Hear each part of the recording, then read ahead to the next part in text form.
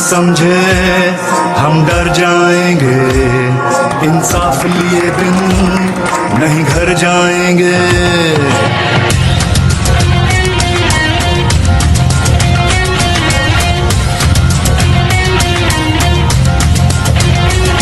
कोई ये ना समझे हम डर जाएंगे, इंसाफ लिए बिन नहीं घर जाएंगे।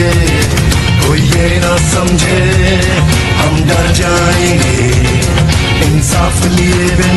हमारे इस तहरीक में खान साहब की पार्टी में शमूलियत इख्तियार की।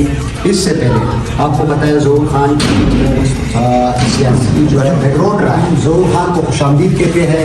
ये इंशाअल्लाह ताला अब हमारे साथ खान साहब का वो उस तरह का नज़रियाती कारकुन होगा जो पाकिस्तान तहरीक इंसाफ के आइन की बात करेगा, खान साहब की रिहाई की बात करेगा। हम इन सब ज़ोहर खान को मुबारकबाद देते हैं।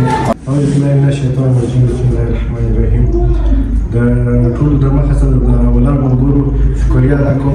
وسیل خان ډېر شکریا ادا کوم چې دوی په بار بار مالا راغلي دي، د پی ټي آی دعوت یې راکړی دی. خو یقینا هم چې نن سبا په دې ملک کې شاوخوا چې کوم وګورئ یا د سیاسي پارټیانو ته وګورئ، نو یقینا هم د پی ټي آی د کوم پارټۍ بله نشته په دې ملک کې چې هغوی د عوام خیرخواهي یا بې د عوام دپاره ولاړه وي یا بې د ملک د بلایي دپاره ولاړه وي. نو د دې وجې ما پی ټي آی جوړ کړه.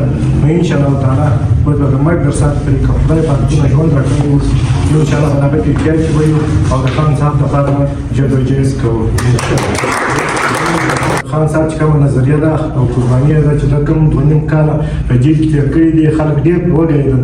2 ورځې نشي تېروئ، خو ده 2.5 کاله تېر کړل، خو ده نه یو چا سره ډیل وکړي نه یو دغه وکړي. د دغه دا قربانۍ ته چې کوم هر ځوان وګوري نو هغه باید چې په پی ټي آی کې شمولیت وکړي او یقینا هم د پاکستان لپاره د ګټې سړی دا وي.